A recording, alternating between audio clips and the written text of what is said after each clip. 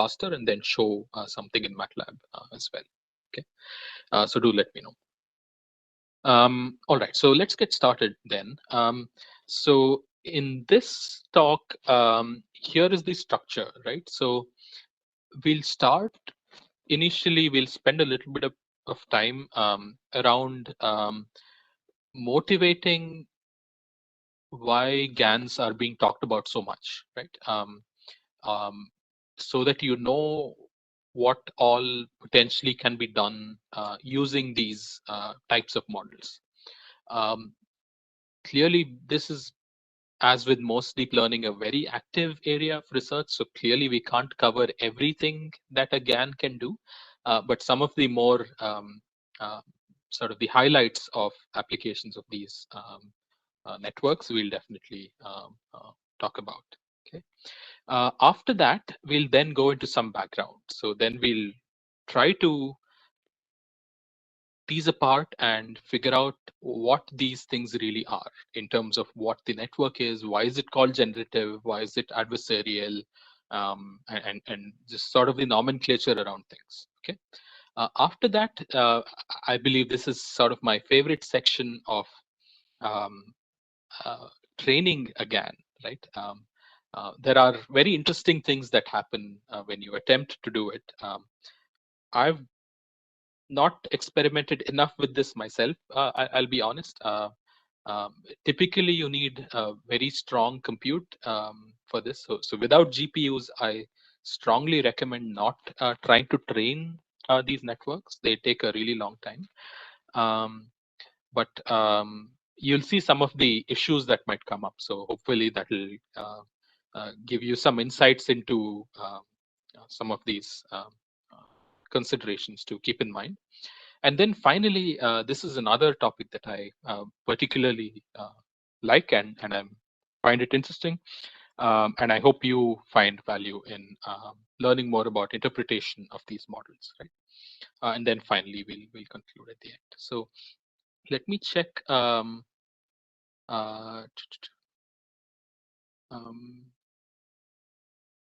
Right. So go through the slides. Thank you for the feedback. I see you're interested in the GAN concept, so thank you for letting me know. I'll try to go as slowly as possible, and in the meantime, address any questions that come up as well.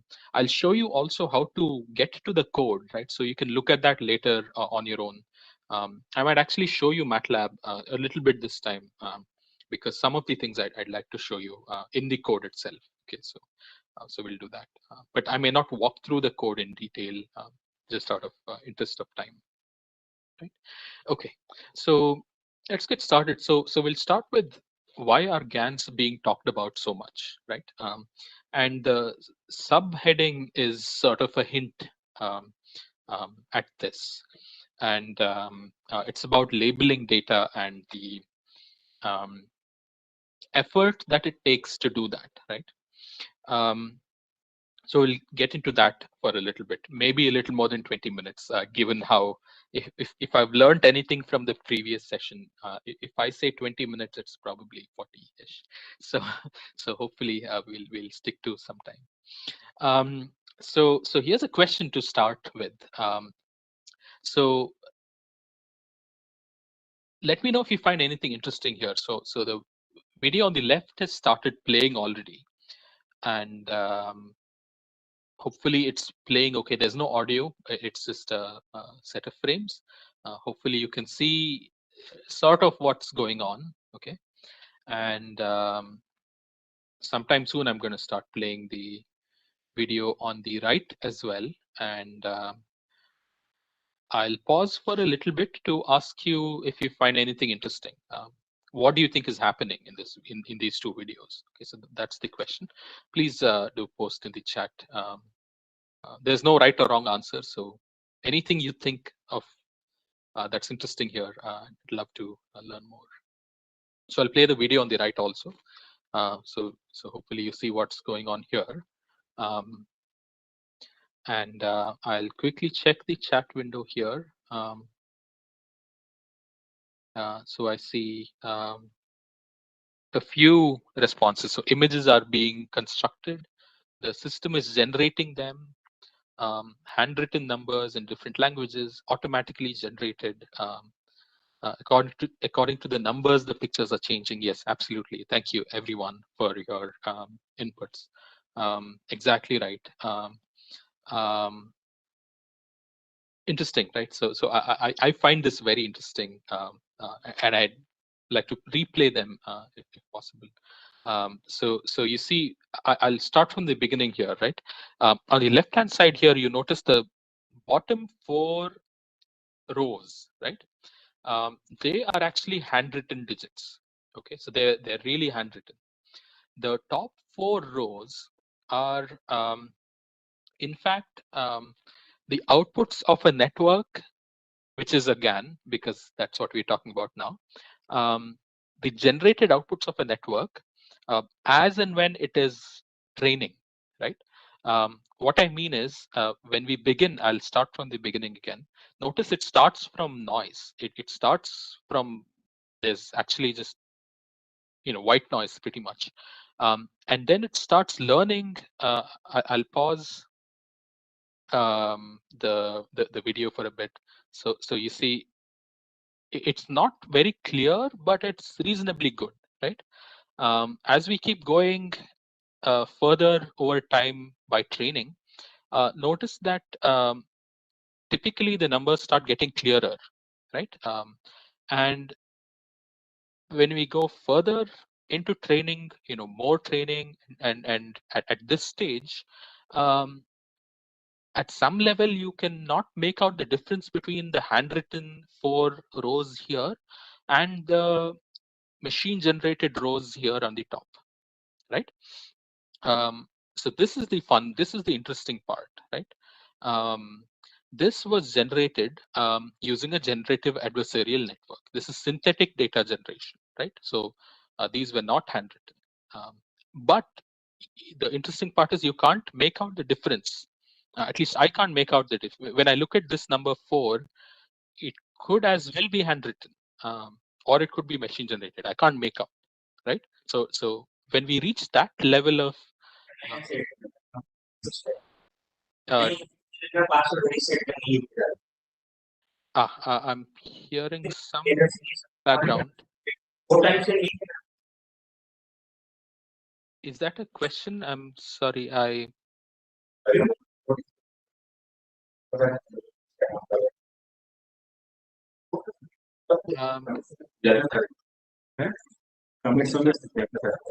is it a question, Professor? I can hear.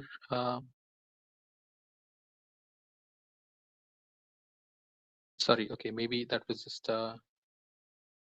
Hopefully, you can still hear me and see my screen. Okay. Let me check. Okay, I don't see anything. But okay, great. Thanks, Akhil. Right. Okay. Cool. So that's what's happening on the left-hand side here, right? On the right-hand side, this is it's called you may have heard of this thing called a deep fake, right? So the right-hand side here is also synthetic data generation using a deep convolutional GAN, or DC GAN, right? Let me check if I can.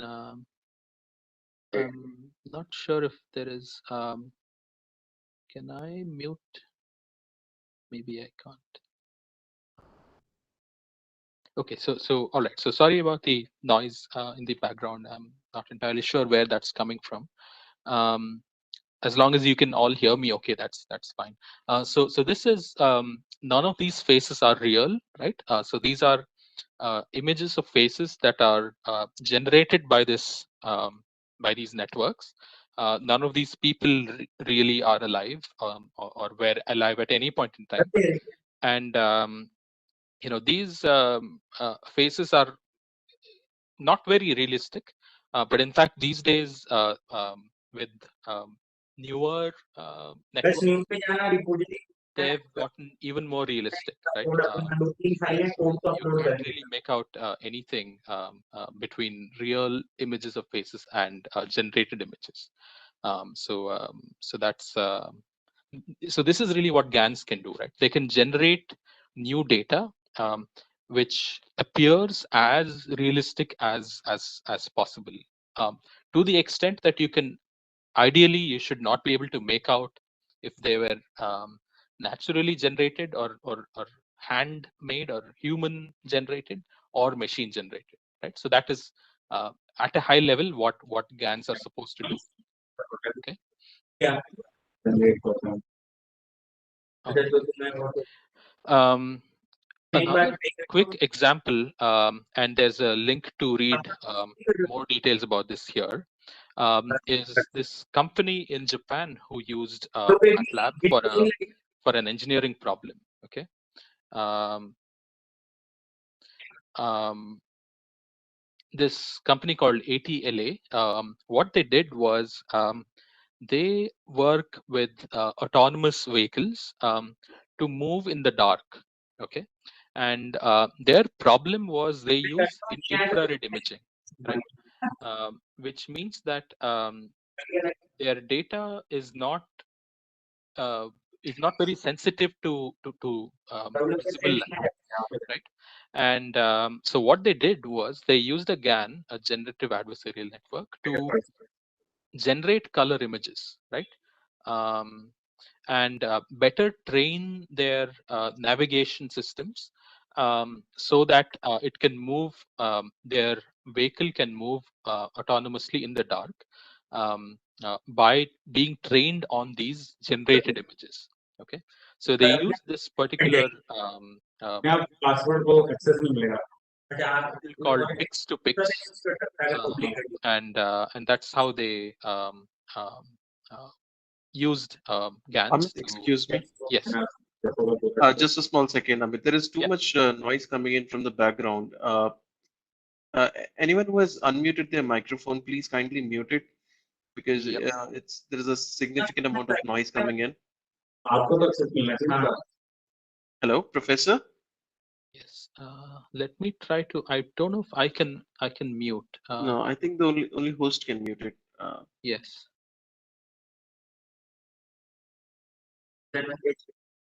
Professor, are you able to hear us? Hello.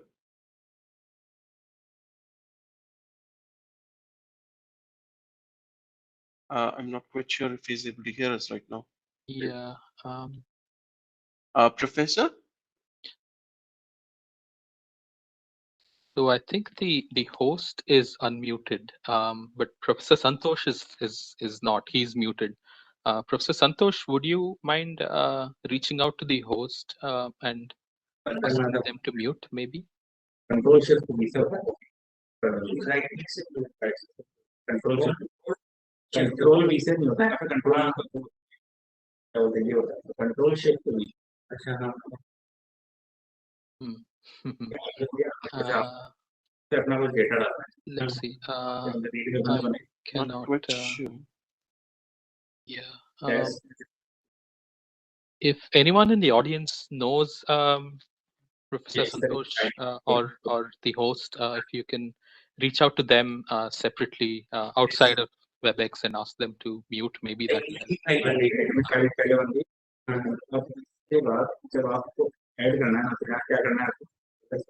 Let me try to send a message. ये आपकी repository है इसके अंदर काम करना है यहाँ से आपको पूरा का पूरा डेटा लेके आपका पूरा का पूरा प्रोजेक्ट ही अपलोड करना है I've reached out to them on the chat. क्या स्टेटस है टेस्ट फोल्डर नया है रेड आ रहा है मतलब ये नया है ये सिंक्रोनाइज नहीं है आपका let me check if I can get the host privilege mute. Okay.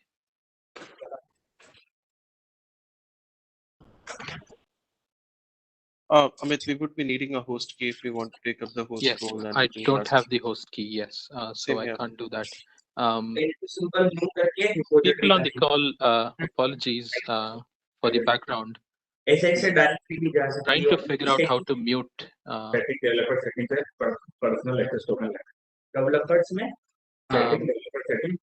Akhil, do you have the contact details of the host? You Or got Professor? Professor's phone number. I'll just call him and. Yeah, if you can call and let them know, that'd be great. Thank you.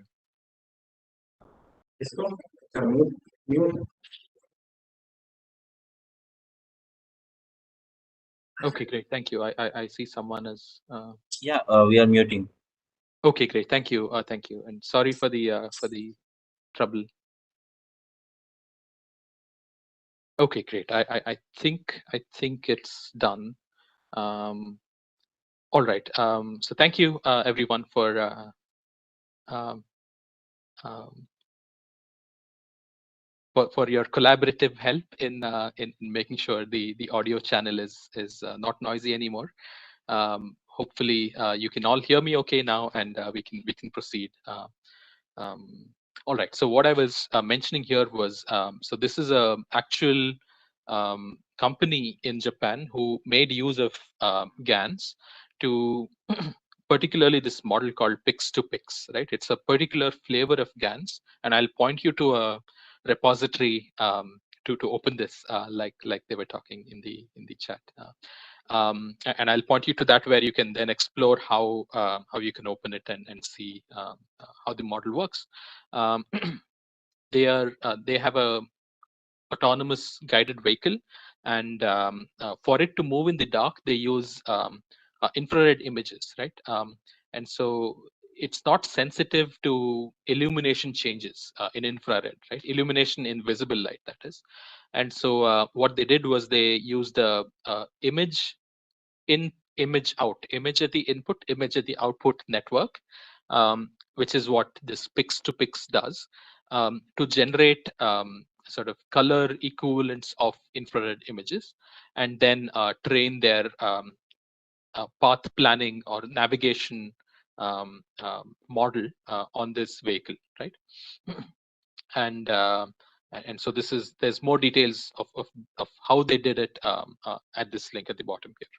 Okay, so there are the point I was trying to make here was there are real life industry and academic use cases and situations where these networks help. Okay, all right, so let's take a step back briefly and look at the big picture of all AI systems, right? Typically for AI models, there are 4 steps in the workflow, right? The first one is called data preparation, right? Where you do data cleaning um, or simulation generated data, right? This is where we're going to focus on a little more today. The second step is AI modeling. This is where you build the model itself, right? You choose the architecture, you train your model, you use other frameworks, for example. And the third, but not very frequently spoken about step is simulation and test, right? How to integrate with other systems. So that's what happens here. And finally, you deploy or sometimes in the industry, like they say, put it in production, right? In production means that you make it live and have users or its consumers actually make use of these models in their actual situations that they're useful for, right? So if you order food, for example, on a food delivery app, the path that the driver takes, the delivery person takes, that's being computed by an AI system, which is in deployment already, right? They have done all of this already, and they've already deployed it. And if they want to improve it further, they'll have to sort of redo these steps here, right? What we'll focus on a little in the next few minutes is this data preparation step, right? And I'll explain why. Okay. So this may be surprising, especially in academics, right? But data preparation takes most of the time in any AI project, right? You may have thought that, oh, I don't have a GPU, and so training will take the most time. So all the other steps are probably easier, right? That's not always true. Okay, making sure your data is in a good shape, cleaning it, and preparing it is very cumbersome and time intensive. Okay, so you may have heard of Andrei Karpathy. If you have not, when we share this slide, please Google him or just look him up.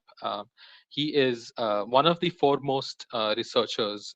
He's currently the head of director of AI at Tesla, right? And he was a PhD student at Stanford, where he said this. He said, as a student, I used to spend a lot of time, like 90% of the time or more, on the model itself, not very much on the data set, right? But ever since he's moved to Tesla, you see 75% or a little more of the time of his AI projects he spends on the data set, right? And the model part is only the 20, the rest of the 25%, right? What does this mean, right?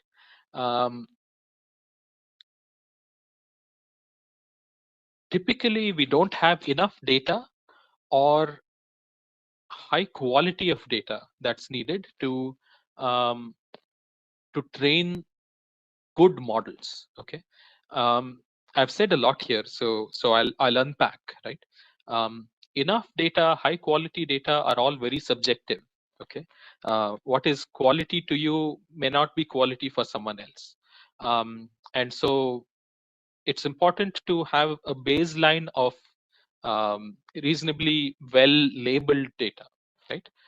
If the label is incorrect, the network learns that incorrect thing, the model learns that incorrect thing, and then when you deploy it, it will do the incorrect thing, which is a bug, which is wrong, right? Which should not happen.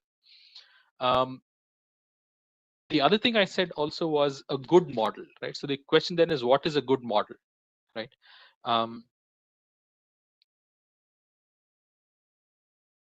It's important that whatever scenarios and situations that come up during deployment have to be reasonably well handled by the model, right? If the model sees some data point which it has never seen before while training it, typically it will not know what to do, right? It will probably do the wrong thing. It will tell you, if you're looking at a car, maybe it will say you're looking at a truck or something else, right? Depending on how you trained it. And it's important then that the model generalizes well for a variety of situations, right?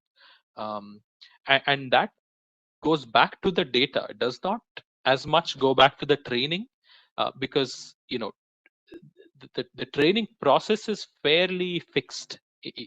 There are nuances clearly, but the reason it goes back to the data is because you need the variability or the variance in your training to match the real life variance in the data that you see during deployment or during inference. Sometimes deployment is also called inference, right?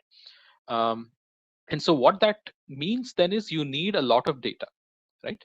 And if you don't have enough data, one way to create more data is this thing called augmentation. I'm wondering, have all of you heard of augmentation? Is the concept of augmentation generally clear, or yes? Okay, so I see a few yeses, so thank you. So really, what you do, is if you have a hat, a rotated hat is still a hat for classification. A rotated yacht or a boat is still a boat, right? A rotated car is still a car, a zoomed in car is still a car, and hence you generate more um, uh, synthetic data in some way, right? Because this is never real, right? Like in nature, you're not going to see an inverted a boat ever, right? Unless something goes wrong in gravity and we are on a different planet and so on, right? But hopefully you get the point. So we need more data, good quality data, right? And people have been building these workflows or methods to spend less time labeling data, right? So in fact, in Matlab, there are several, in fact, these are a few apps. I believe there may be one or two more now. There's one called LiDAR Labeler, right? Ground truth labeler is for autonomous driving systems. You can label images. You can do this pixel kind of labeling, right? Like the yellow thing here is a bridge. Um, this orange thing are vehicles, right? The blue thing is the drivable path or road, right? And so someone has to label this so that this can be used to train a model, right? So this is a very time-consuming process. Okay, you'll have to do similar things for every different problem you have. You can do it for audio if you'd like, or signals. You can label the QRS complex from the previous presentation, right? Someone has to label it for that to be used as training data for a network, right? So it's a very laborious process. That's the whole point.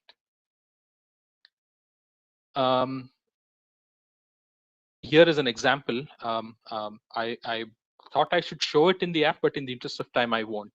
We'll look at it later at the end if you'd like. I have a video to show you which demonstrates this. But if you're designing an object detection system, right, meaning the AI model will will draw boxes like this around cars, right? A human or some other intelligent method must exist to draw these labels for the training set, right? That is what we mean by data preparation, right? And it's not easy. It takes a long time, right? People talk in terms of, in this case, maybe it's like maybe 10 seconds per image, and they need 10,000 images, right? So it's 10,000 times 10. It's 100,000 seconds for the entire data set, which is a fair amount of time, right? So it's expensive. Here is the example of this semantic segmentation, right? Where you have to do this per pixel labeling. This is even more difficult. And in this video, you'll see how even for a single image, how much effort it takes to start drawing these labels, right? And so what we're doing here is we are defining what the label is. We are saying this is a pedestrian, right? And then we'll say that this is a pixel label. And we can then do similar things for other vehicle and building and so on, right? We've zoomed this or we've sped this up a little. It doesn't run that fast. So now this is real time, right? So now we're actually sort of drawing the boundaries around a pedestrian. And so you see how difficult it is to do this. So you zoom in and then draw things and then zoom out and do the same thing for vehicles and so on, right? It's laborious. So that's the point I'm trying to make here. Now, hopefully very clear. Okay. Irrespective of there being some of these applications and these methods to do this, labeling in general is a difficult process, right? So finally, you'll end up with something like this, but it takes, for this specific purpose, it takes, we've heard of times like 30 minutes per image and so on, right? So that's a long time, okay? So then the question is, what if one could artificially generate data, right? What we mean is you start with something like this. Okay, so something like this is easy to create, relatively easy to create, right? With this at the input, can you sort of reverse the or invert the problem and generate a realistic looking image like this, right? As a human, this would be fairly difficult to do, right?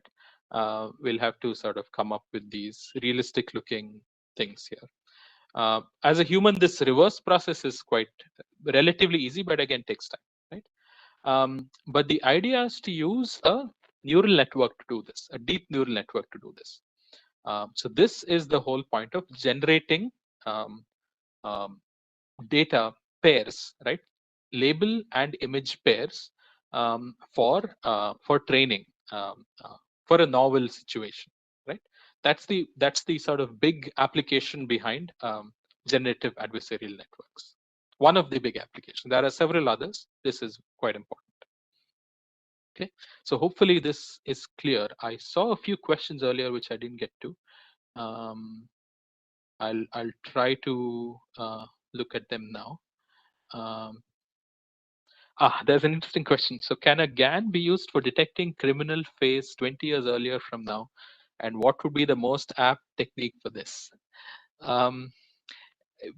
Interesting, right? So there are sort of consumer, let's say, kind of entertainment like applications where you can change your age. The input is your photo at your current age, and then it'll generate an image that is, like how will you look if you're 20 years older and things like that, right? For this specific application, the quick point I'd like to make is because these AI models are not as interpretable as we like, there are a lot of ethical considerations to keep in mind when you're looking at criminal phases and policing and things like that, right? So maybe GANs could be used to do things like this, given sufficiently large amount of training data. I don't know how we can actually get training data for problems like this reliably, right? You need like now versus 20-year-old image pairs of a lot of people, right? But then the whole ethical aspect of this is something to keep in mind, right? So that's just something slightly besides the point, but I thought I should mention. There's another question about does data augmentation always help? And this is a great question, right? It is important to know the kind of augmentations you're choosing, right? Not all augmentations are applicable all the time. I'll explain, right? Let's say you're detecting circles, okay? Any object that's circular is what you want to detect. Now, reasonable augmentations in this case could be zooming in, right? Or making the circle larger, right? It's still a circle, right? Translations, right? Moving the circle around in the image, it's still a circle, right? There are some transformations where you do sort of a different transformation along X and another one for Y, right? So you can shear the image, for example, in which case what will happen is the circle will now become an oval, right? Is that still an accurate augmentation? Probably not, because now you're um, injecting ovals into what you really want it to be only circles, right?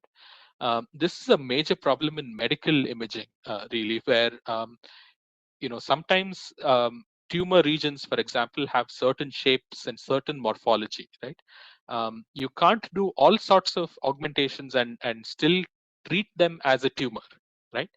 They have to have certain geometrical characteristics which you have to respect, right?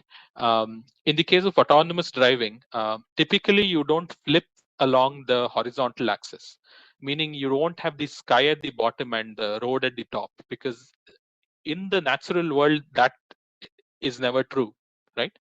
Not even in a roller coaster or whatever. I mean, it's not a natural scene anymore, right? A realistic scene anymore. And so it's important to know the kind of augmentation you're using. Augmentation helps. Typically, if you read papers, they'll do this thing called an ablation study, right? Where they say, because we did this, the accuracy went up so much, right? And augmentation typically improves the accuracy quite a bit, right? So with and without augmentation, they'll report results, and you can see that there is a difference. But you have to make sure that you use only reasonable augmentations. Okay, so hopefully that answered that question. Several other questions too. what are the main reasons behind requirement of generating training data besides non-availability? It's mostly non-availability. I'll say that. Besides that, I think sometimes it's useful to learn more about the distribution of data itself rather than specific data points. And I'll explain this in the next section, in the background section, right?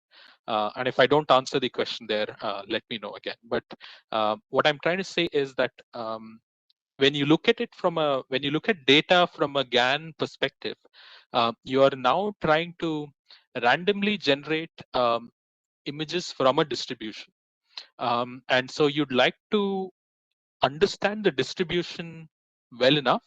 And sometimes the natural images that you get may not always um, I'm trying to put it correctly, may not always hit the boundaries of the distribution as much as you'd like. Okay, and that's one reason why having a network like this generate images might surprise you at times. Okay, so that's what I'll say for that. Can you apply GAN for numerical data generation? Yes, so there are essentially any distributions, whether it's images or signals, you can generate that data as long as it can be input or output to a neural network, right? Numerical distributions, you can, yes. Is there any specialized way or tool for creating facial emotions? Yes, there is. I don't know about specialized tool or way. We have a example. If you can reach out to us, I can point you.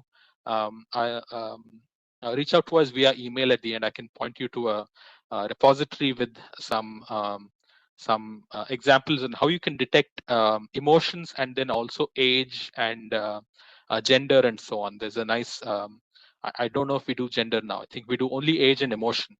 So reach out to us. I can point you to a model that can do that. GANs do help in creating sort of more well-rounded data set, I'll say. So Akhil, thank you. Yes, it'll create bias which we don't want it to do. So exactly, right. Can we generate image frames from video data? Sure, yeah. I don't see why not. I may not have understood any nuance in your question, if there is, but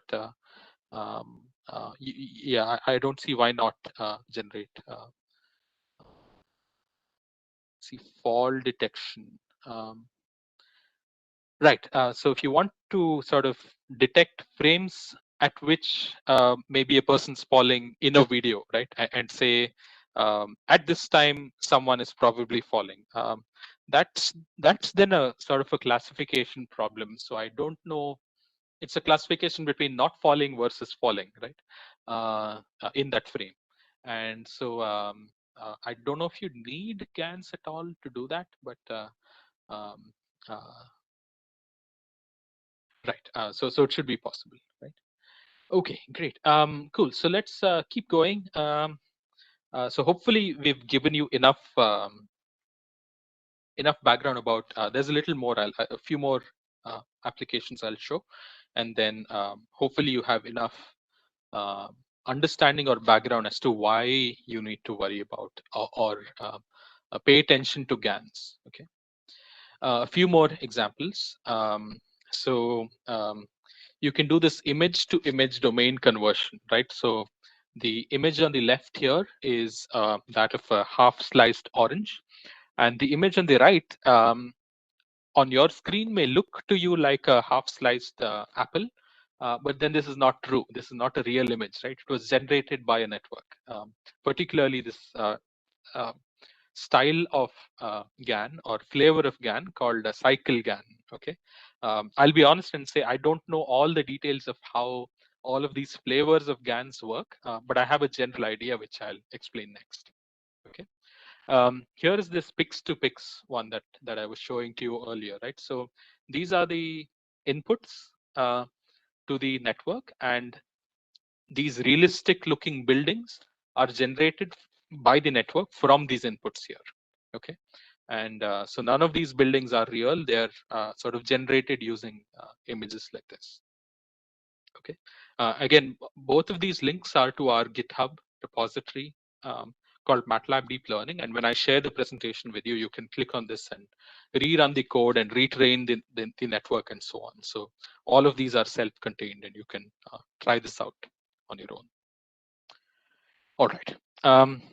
There's another flavor of GAN called conditional GANs, where you can generate images of different sort of categories and different structures, right? So different types of flowers and so on. It doesn't have to be just one type, right? That's what I mean to mention here.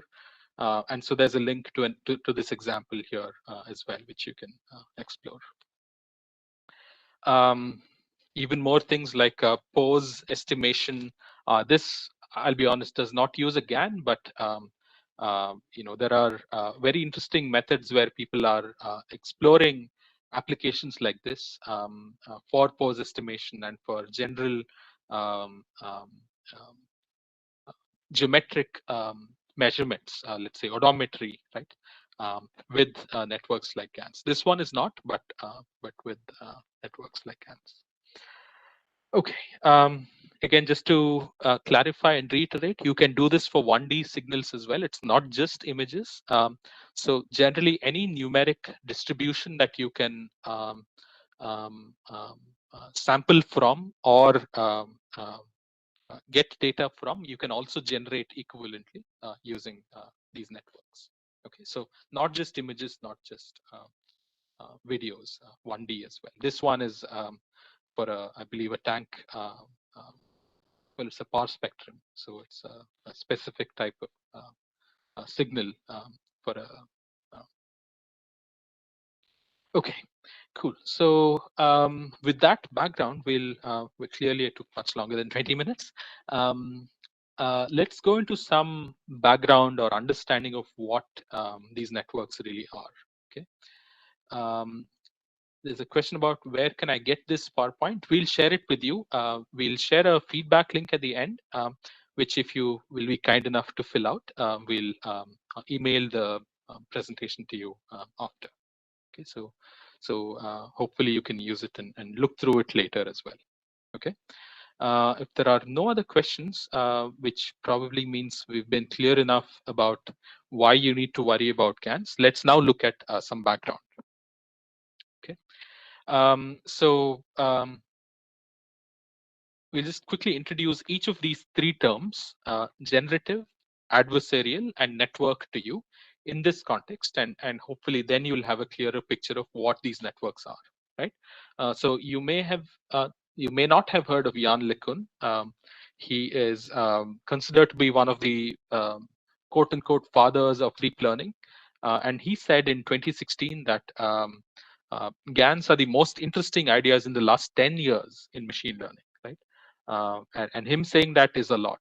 It really means that this is a very interesting topic and a lot of interesting applications of this, right? So all the more you have to pay attention, right?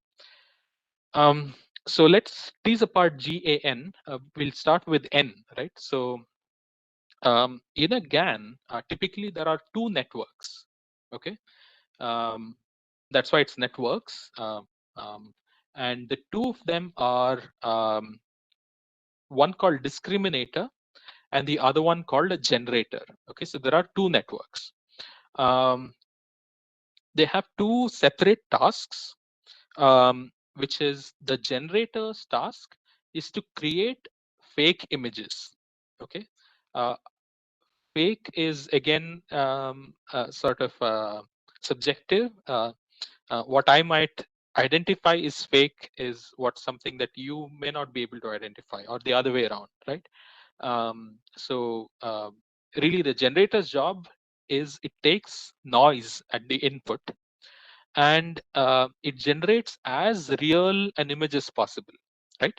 But it's not really a true, it's not a natural image, right? It is purely kind of made up by the generator, but it should be as real looking as possible, right? So that is the generator's job. Okay. The discriminator's job is that it should take in either real images or these images. Okay. It doesn't take both at the same time. You could imagine images from this set and this set to be part of the mini batch, to be part of the data that is passed into the discriminator while training. Okay. The discriminator is not very useful after training. I'll explain a little more in a bit. But discriminator typically is used only during training, right? And its job is to take images that are actually real and images that are output by the generator and predict labels, right?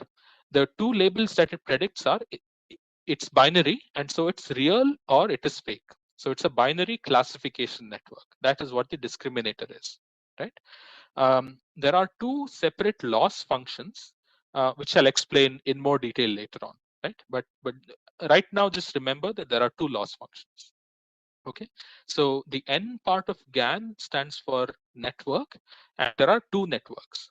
The more important network for us is really the generator, but then there's a discriminator as well, which is used only in the typically only in the process of training.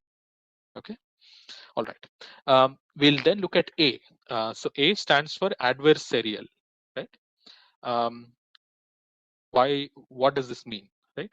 So the thing to remember is that you can't train either the generator or the discriminator independently by itself. You have to simultaneously train them together, right? So the generator takes random noise and outputs an image, right? Like we saw earlier. The discriminator takes an image and outputs what I call unnaturalness, right? Essentially a binary classifier. It has to output 0 if it's real, 1 if it's fake, right? And it'll output numbers in between, right? Depending on its confidence, essentially, right? So unnaturalness is the measure, right? And the discriminator then is shown a real image, right? So whatever the image that was shown as the output of the generator, that is fake, right? We know that it was generated. It was not from our data set. So ideally, then the discriminator has to say, no, this is fake, totally fake, right? But in this case, when D is shown a real image, like in this case, this one here, right? Then it has to say um, it is real. It has to say 0, right? And so what happens then is these are two competing objectives, right? So it's there's a lot of game theory, in fact, in this, and it's called a zero-sum game, right? Like if one person wins, the other person has to lose. Uh, uh, Not everyone can be a winner at the same time, right? And so the object, if D, the discriminator, does really well, and it always can very easily identify which is real and which is not real, then what that means is the generator is not generating real enough images, right?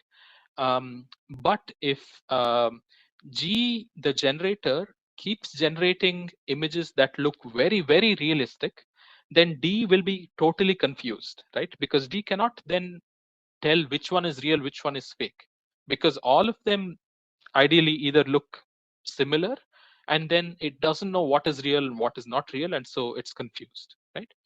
And so the discriminator has to be trained to uh, kind of lower the unnaturalness if the generator image is shown to it, right? And so the weights of both discriminator and generator are simultaneously updated. Okay. And this is what it is, right? Competing objectives. Both of them can't win, and hence it's called adversarial, right? So there are two networks. Because their objectives are competing, it's a adversarial system or situation, right? So that's the A part of it. This is the to me very interesting part. Is why is it called generative, right? Um, so virtually all the, unless you've seen networks like this in the past, maybe autoencoders to some extent, right? But most other networks that you may have seen so far otherwise are what are called discriminative models. Okay. Um, don't confuse that with the discriminator network earlier. This is a category of models, a class of models um, whose job it is to learn the boundaries between these data distributions or data points, right? So, for example, hopefully this is clear enough on your screen. You can see this three class classification problem, right? This is in fact the very popular Fisher Iris dataset of three flowers, right? When you build a classifier um, to to tell you which category a particular data point is in, the classifier does not really care about understanding the data itself, right? All it cares about is understanding the boundary or the edge of that um, distribution, um, specifically the edge which separates it from the other distributions. It doesn't care about the edge here, for example, right? In fact, any point in this space, it's going to say is red, although that may not be true, right? Well, clearly you can't have negative lengths and negative widths, but this discriminator, this linear discriminator, will still say it's red, right? But that, you know, it's not true, right? So discriminative models only learn these uh, so-called decision boundaries, right? On the other hand, these generative models, right, their job is to learn the entire distribution, right? And this is far more powerful. Okay, so hopefully this answers one of the question that came up earlier about, you know, why should we be thinking about GANs if there's enough data, right? That is because you would ideally like to have a better understanding of this distribution itself, so that what a GAN will then do is it'll, if I know I have to pick a point from this space, I can then randomly sample a point, right? And then it's, if you've understood the distribution well enough, you know that it's going to be a realistic flower in this case, right? And in case of higher dimension images and more complex distributions, you know, it'll give you a much clearer picture of what the distribution looks like. Okay, so generative models are much more powerful and consequently much harder to sort of train and understand and um, um, uh, you know, work with than discriminative models, right? Um, and that's kind of, you know, it's more difficult but more useful, you know, the trade-off typical in life, right? So that's what the G stands for, right? So generative models. Okay, so we covered what G is, what A is, what N is, and hopefully it's clear to you what the structure is, right? So here is sort of another pictorial representation, right? So really, at the input of the generator, there is random noise, and when the noise passes through, and the generator itself is a deep neural network, right? Each of these are layers that we've represented like this, or activations, and at the output of this, it it spits out an image, right? Which we know is fake. The images from the generator and from your training set here are fed into then this discriminator here, whose job it is to now tell you, give you a binary classification, real or fake. Okay, so this is the overall general structure of a GAN. All right, let me look in the chat if there are any questions. Looks like there are a few. Let me try to take a few now. Is it possible to do malicious node detections in GANs? I'll be honest and say I don't know what malicious nodes are. That's just me probably not knowing enough about that area. So I don't know the answer to that. If you can provide some more context, I'll maybe try to address it better. So sorry, I don't have a good answer for that. There's a question about how many images can be generated through the generator. Is there any limit? That's a very nice question. Theoretically, there are no limits, right? It really depends on the number of noisy images you can give at the input, that many images you can get at the output, right? And obviously, if you do the combinations of all the noise, all the pixel values multiplied by all the other possible pixel values, that's virtually infinite, right? Assuming you have a large enough input size. So theoretically, almost infinity, right? Really, you can get as many images as you care about. Are there ethical concerns about GANs and how can it be resolved? Definitely ethical concerns, right? Deep fakes. Earlier people used to say, don't believe anything you hear, only believe what you see, right? You can't do that anymore, right? Anyone can generate videos of anybody saying anything, pretty much. And with GANs getting more and more powerful these days, you can literally, there are videos, in fact, so MIT has a deep learning introduction course, right? If you can just Google that later on, where in the first video, first lecture, one of the first videos is the old president of the US, President Obama, is talking about the course itself, right? Which is fake. It's his voice, very much his voice, very much his face, but it's fake, right? It goes to show how powerful these things are. So how can it be resolved? Open question. I do not know. There are ways that people are attempting to find sort of adversarial attack, the landscape of how these networks can, or how you can detect what is maybe build more powerful discriminators of some type, right, to say if this image is real or not. But it's an open question. I don't have a great answer for that.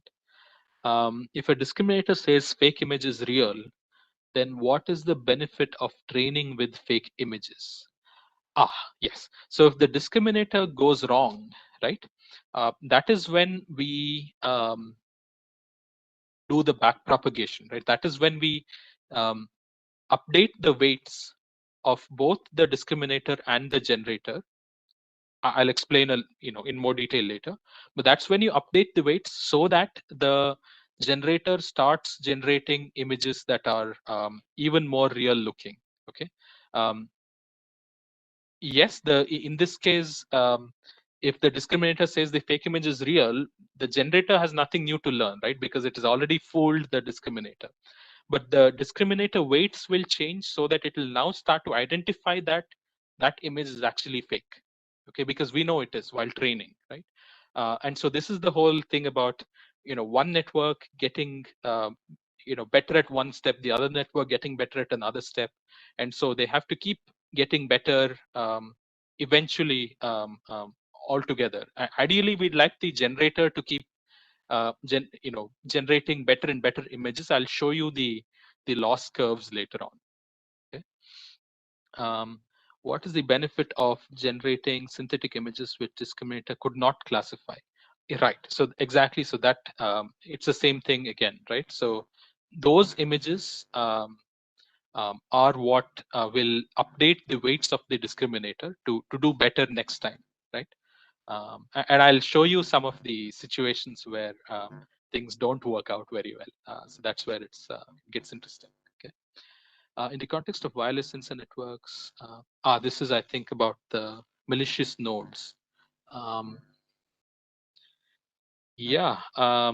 Yeah. So with this context, I think, yeah, if there are nodes that um, emit some kind of data or signals that are from a distribution that's different than what are real nodes, then potentially you could have a discriminator or a classification kind of network that can um, um,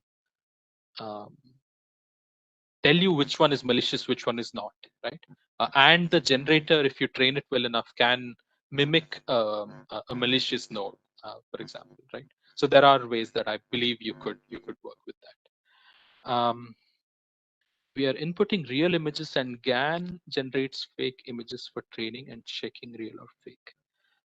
I don't know if there's a question in that message, but yes, so the training set is all real, all natural real images, right?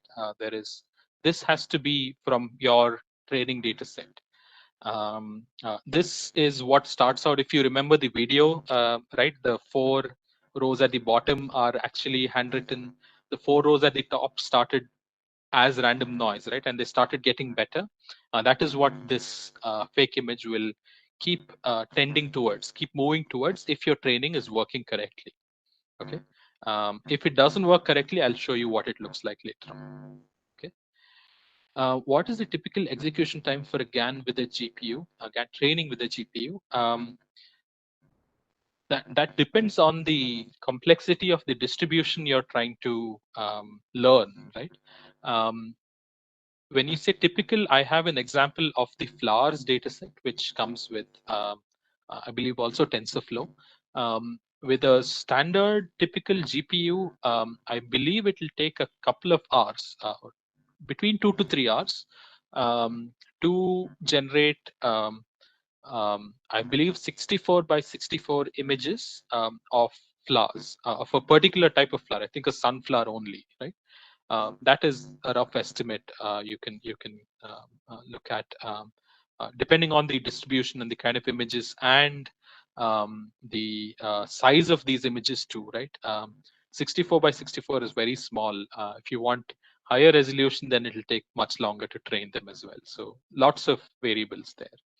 How can GANs be made to perform well on non-image data, meaning on vector form of data or something else? That right. So the examples we are showing here, right? The generator and discriminator, they are CNNs. They are convolutional networks, right? And so they are kind of designed in some sense to work for 2D data.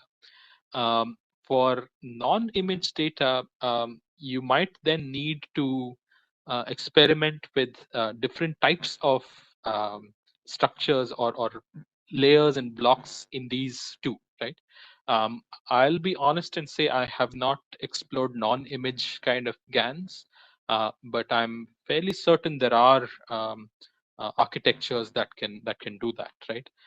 It has worked really well in the context of images because learning patterns and kind of discriminating them, I believe, has been reasonably easy to do, right?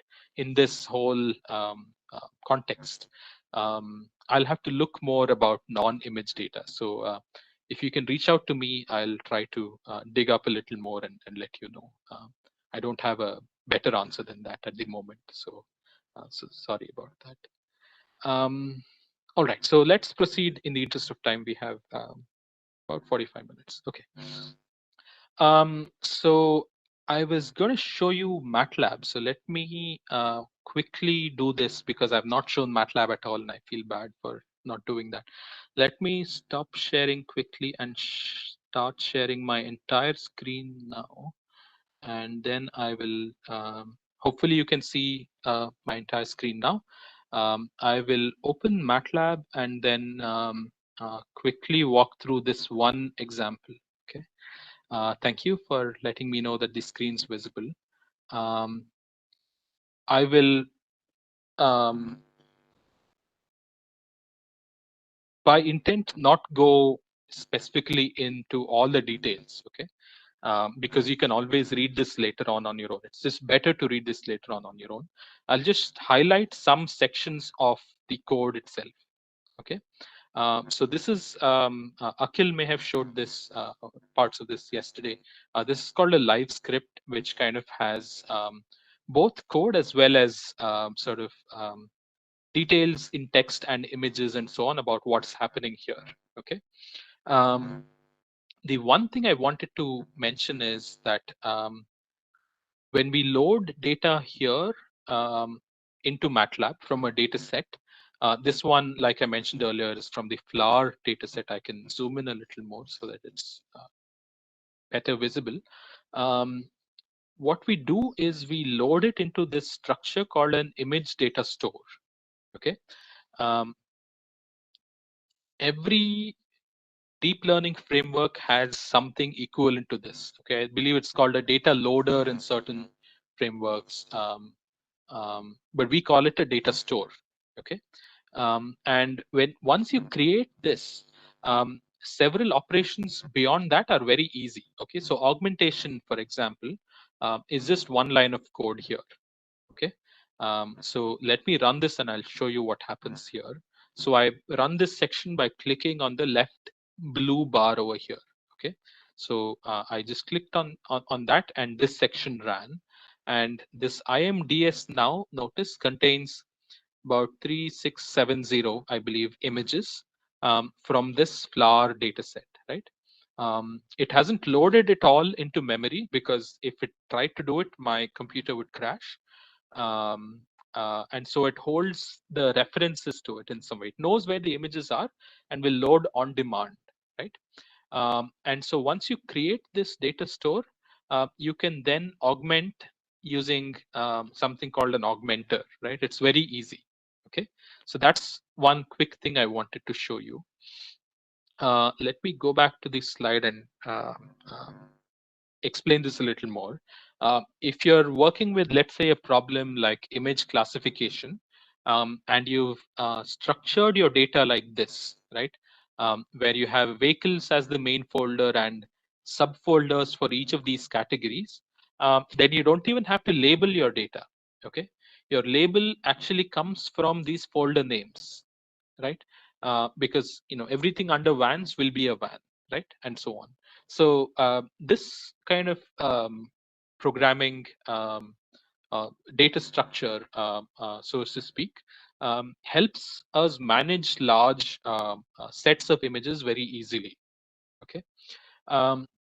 The cool thing also is that if you have images in your own computer, this is another data set called the food data set, right, with about 5,000, even more number of images, right? You can load it all on demand, obviously, in a data store. But if you have files that do not fit in your computer and are on a Hadoop file cluster, for example, you can still use image data store and specify the location like this. It'll, this is 100,000, more than 100,000 images, and it'll again load those images on demand when required for training. Okay, so data stores, or what you may have heard as data loaders and other such structures, might be very, it's important to kind of know how they work, right? So that's what happens first in the um, in the code that I'll send you a link to. Okay. Now, what does this generator network contain, right? So remember, the general structure here is you pass in noise to the generator. It'll generate some what we know is fake images, and then you have real images, and both of these go into the discriminator, which will then try to do a binary classification. Now, the generator itself could be something like this, right? So this is spelt out in the individual layers that it contains, and this is how we kind of build it or put it together in MATLAB. Okay, I'll go back to MATLAB here and show you. This is in fact the same image that I copied over here. You can specify how large your noise input is, right? And depending on what the value of this is, that decides the number of. You remember the question that came up earlier about how many images can a generator generate? That will depend on this size, right? And obviously the data type, will probably be uint8. Um, anyway, so that's how you create this, right? But in code, it is kind of like this here, right? So every layer is one line of code here, and you just put it all in one array, right? This is how it's done in MATLAB. Obviously, there are apps here. There is the Deep Network Designer, which you can use to do this. But we've just done this in text code, so you can see what it looks like. Okay, so this is how you create the generator, and the discriminator on the other hand looks like this. Okay, so it is, it takes in images both from the training set as well as from the generator, right? And then it goes through all of these layers here, and finally at the output it will have to tell us um, if it's real or not, right? So this is not the end of the network. There are probably a few more um, um, 1 4x4 filter here that we use, right? So here is the end of the network here, the last convolution layer, and at the output of which you'll have true or false. Okay, so this is how the discriminator looks like, right? Let me go back here and go back to my presentation. And the discriminator will look like this. Okay, so the same structure we saw in the code as well. Okay, let me stop for a moment and look at questions.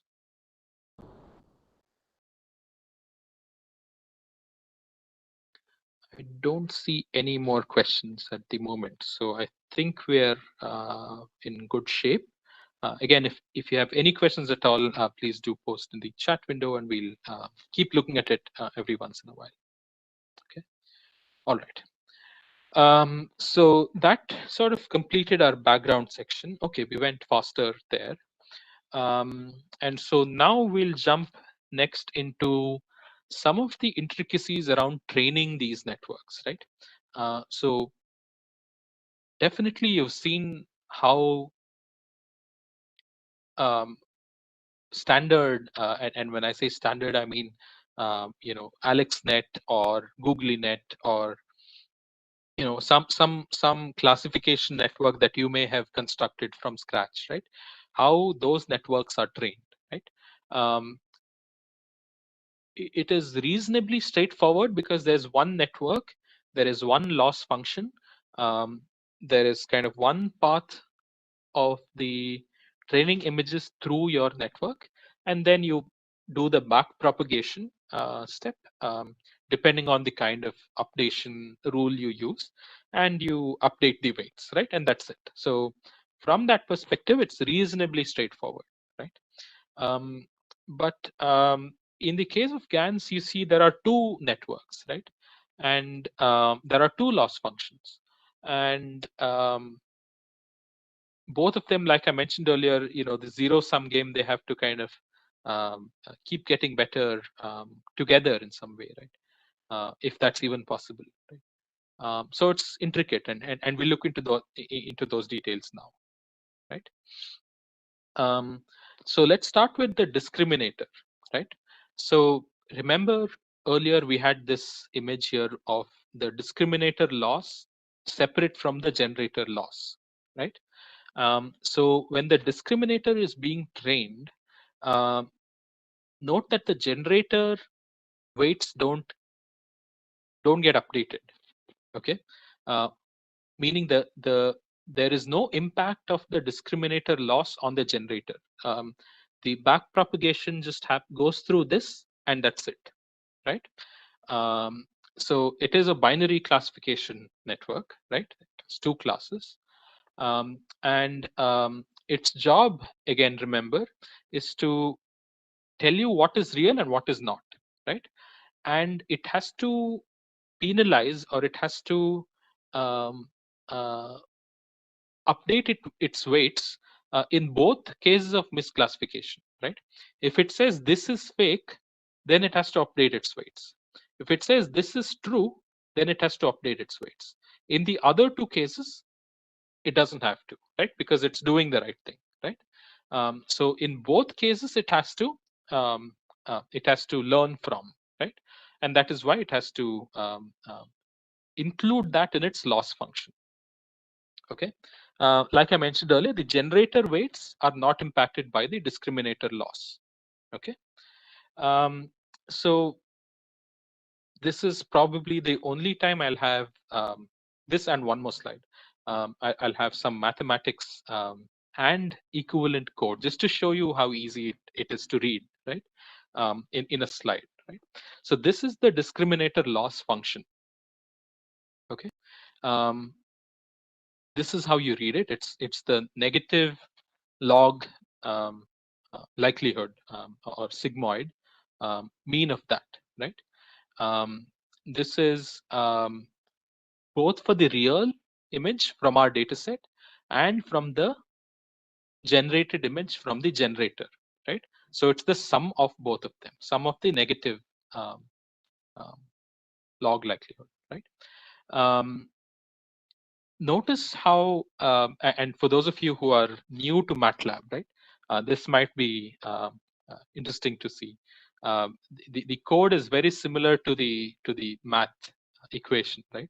So it's mean of log of 1 minus sigmoid, which is this here for the generator, and then this part is for the um, uh, generated images, and this part is for the training data set, and we just add them up, right?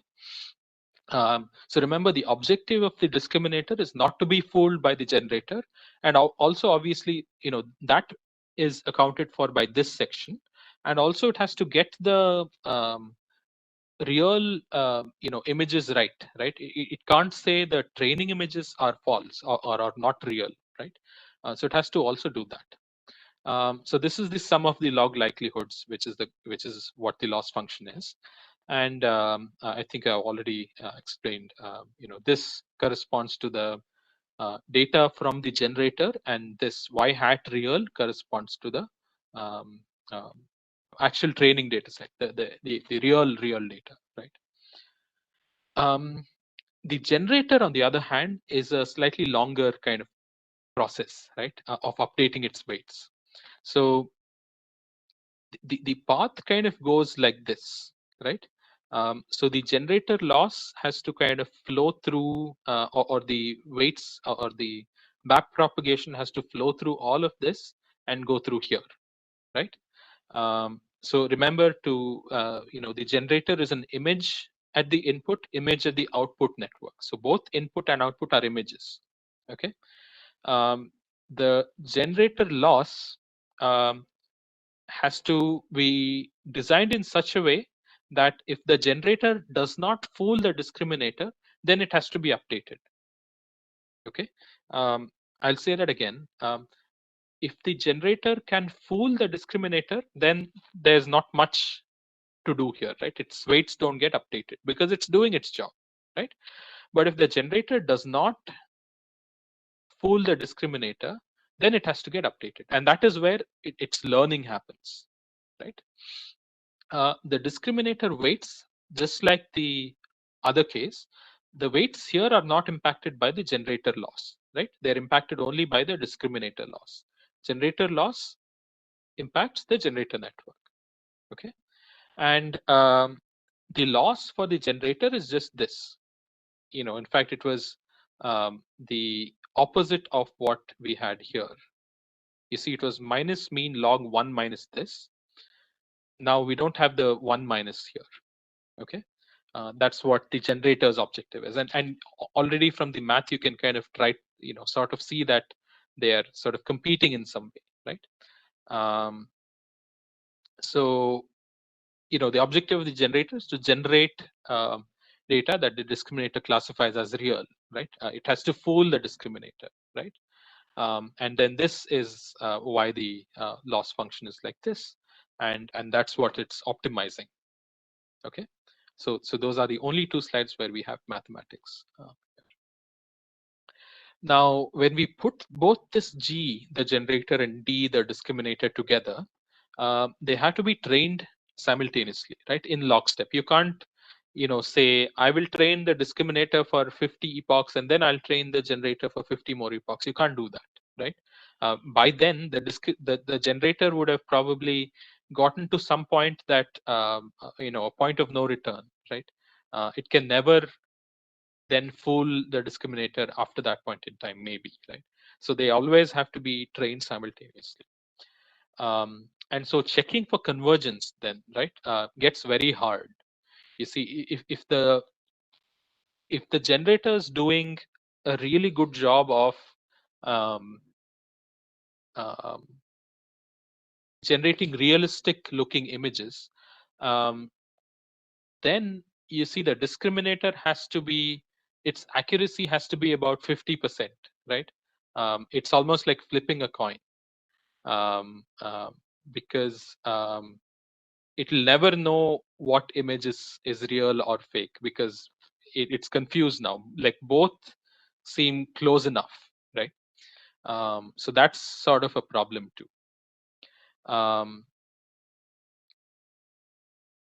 Once it gets to that point, if its accuracy is 50%, then you see the generator is not training on anything useful anymore, right? Because the discriminator is already completely confused, and so it doesn't know, like, what does the generator really get its information from, right? To change its weights.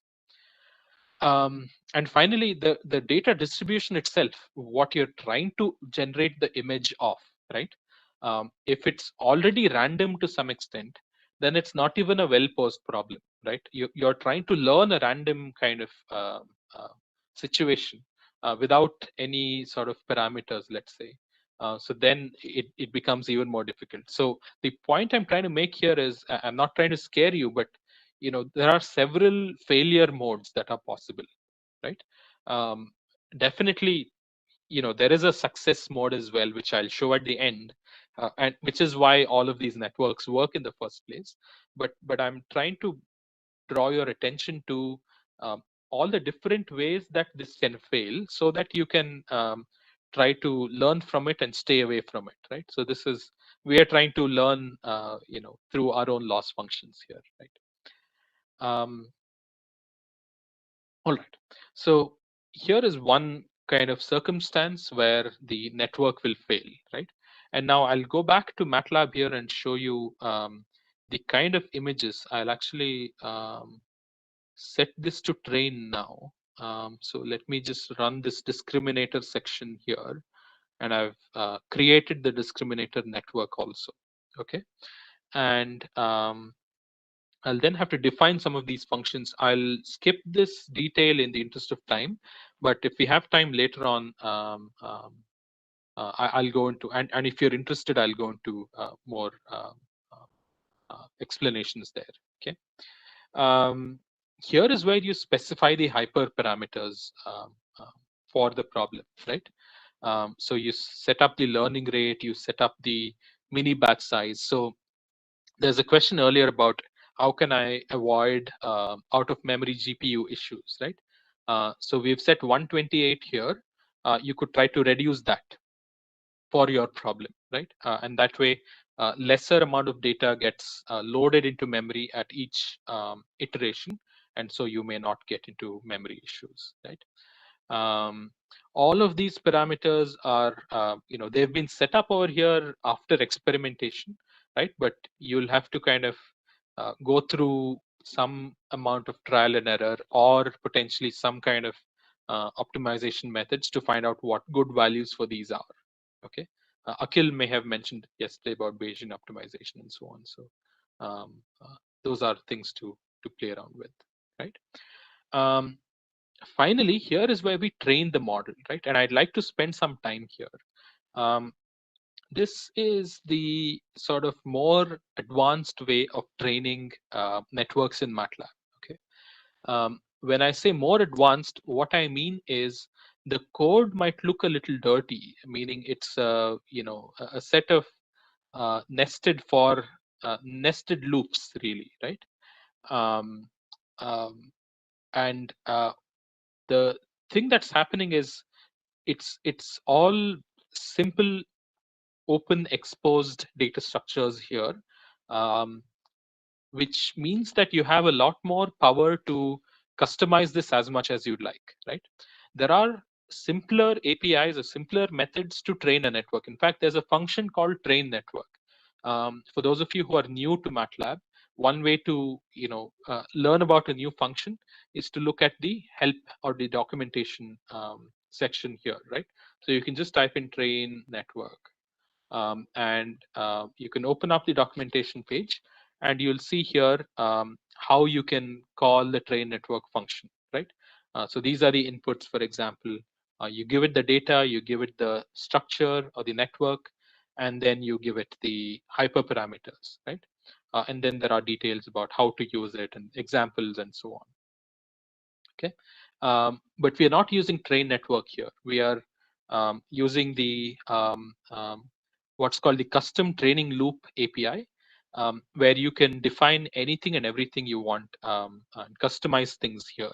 Okay, you'll find similar things in other frameworks as well. And this, if you're doing sort of research on new types of networks and so on, this is what you'll have to work with. Okay. So what we're doing really is we are setting up the mini batch queue. Okay, what this is details about the data set that is augmented here. The augmentation we do here really is, remember, if I scroll up to this section, we do random reflection along the x horizontal axis or the vertical axis, right?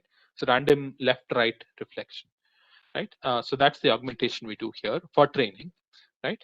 Um, we put all of that data together in this mini batch queue to be fed into our training loop. That's what we do here.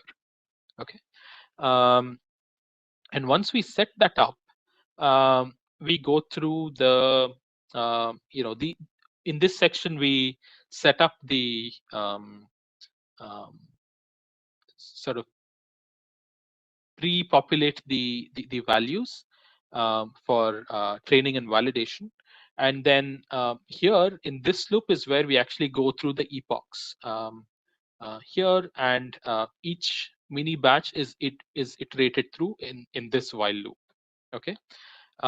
What is important is, remember I mentioned earlier about execution modes. There was some question about um, can I specify whether it's a CPU or a GPU, right? So here is where you can set it up, right? So if it is auto and you can use a GPU, then use it, right? Or if you specified use a GPU, then use it. Otherwise, use a CPU, right? So we handle this fairly well in these loops here, and all that happens. In fact, these are the sort of three um, important steps here, right? So the first one is to go through the model gradients function to generate the gradients, or the um, uh, for every layer we store the gradients in the gradients cell array. Okay, so once we have the gradients stored for every layer, we then go ahead and update the network weights, first for the discriminator, then for the generator. Okay, by using these gradients that we have here, right? Where are we? Here, right? So we use the gradients here and update the weights. Okay, so over here. And every once in a while, when we want to validate, we do validation and display the outputs. And every once in a while, I think or in fact, every iteration, we update the plots here. Okay, so let me just set this to run, and my computer is going to start heating up quite a bit because I'm running a lot of compute. Something went wrong.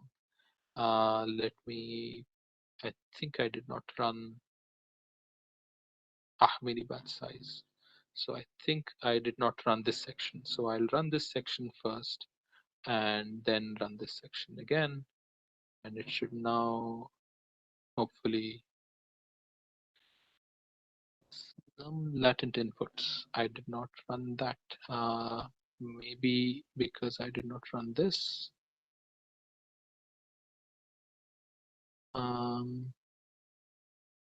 Or this, I'm just going to run this one as well to make sure I have the network set up.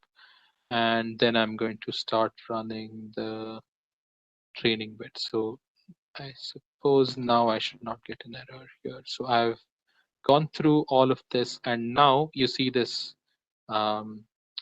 pulsating kind of color here indicates that I'm in this for loop.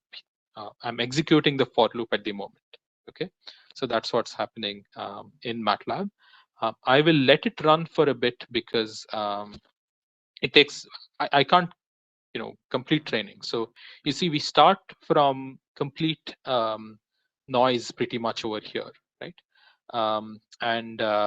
Now we're actually training. So you see the iterations are kind of getting updated every time we have a new point, and the generated image gets updated as well.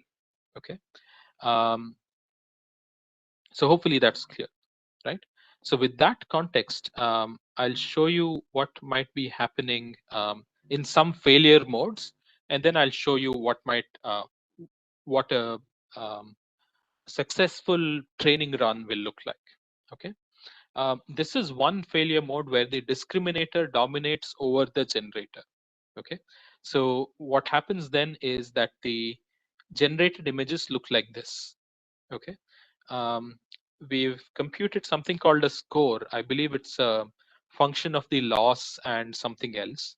And so what's happening here, notice, is the discriminator score is going up, but the generator score is going down, right? We don't want that to happen because then the generator generates rubbish, right? This is pointless.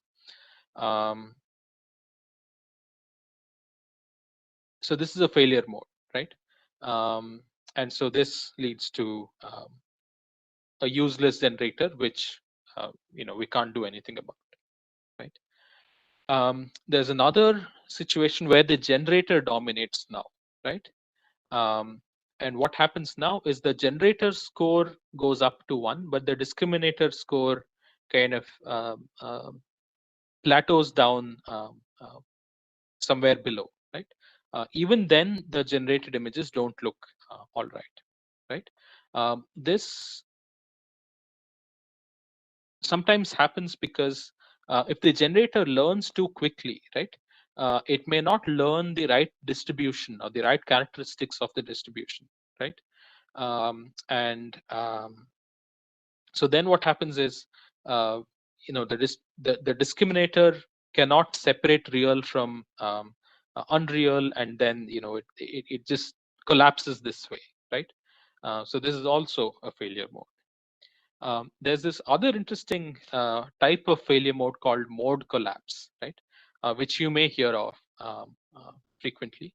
And this is interesting because what's happening here is the generator learns to associate many inputs to a small set of output patterns, right? So you see, if you look at these images here, the output patterns are all similar across different generated images, right? So this is a popular kind of failure, popular because very often people run into this. And then there are a few suggestions here as to how you can avoid this, right? So you can increase the size of the generated image, for example, increase the number of filters and so on, right? But this is a failure mode as well, right? So if all goes well, hopefully you'll end up with a score something like this, where you see the generator kind of is quite noisy, but then it gets to a particular stage. The discriminator kind of sort of gets to a particular stage, right? This took 2 hours, for example, to run, right? where it now starts generating images like this. Um, Granted, it's not the most realistic looking images, but it's reasonably good, right? And so it's sort of subjective in some way, where you can really say that the generator has been trained well enough, right? There is, I guess, no um, secret sauce or no fixed way to say this is it. Now the generator is trained well enough, right? So it really is quite subjective in some way, right? Um, uh, so this is reasonably good.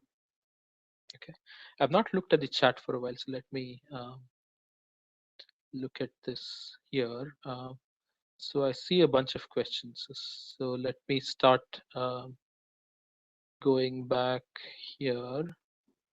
Okay. So a reminder that I would say weights from another net onto this net.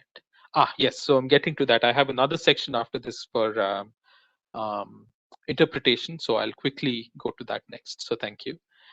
Will generator use few real images along with noise images to generate?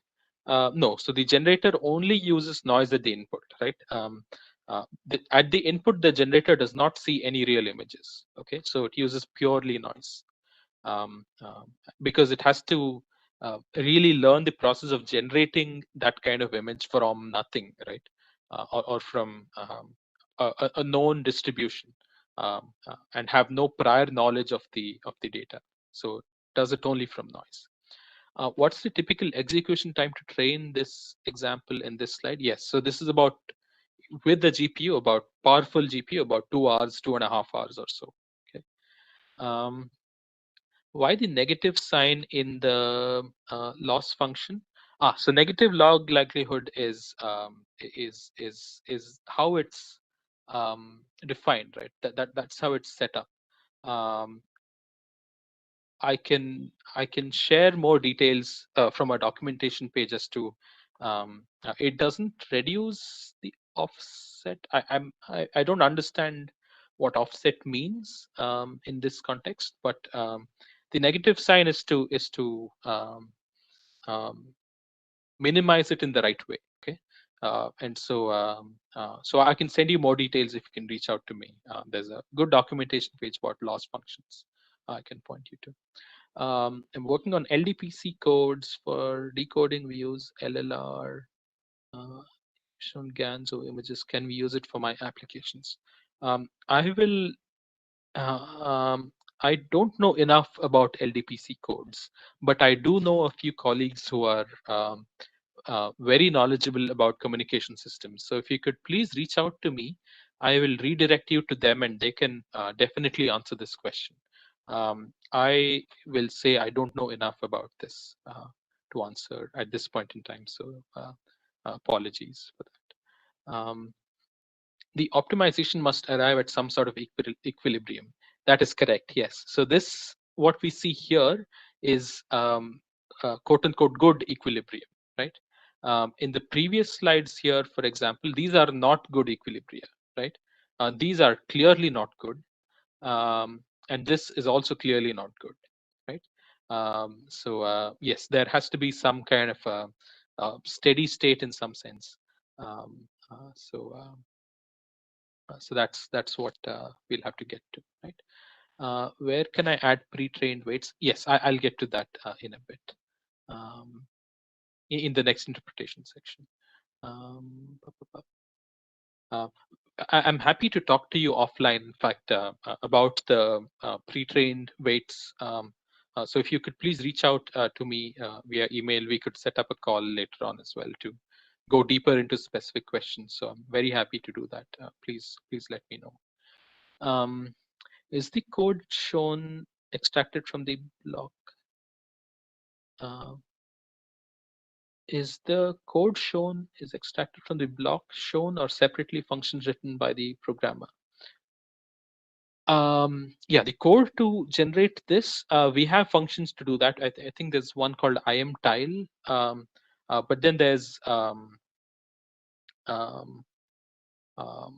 there are ways to show montages like this. In fact, I can go back to the MATLAB here. You see now it's starting to do something. We've gone to, in about 10 minutes, 61 iterations. To generate these images here, we have a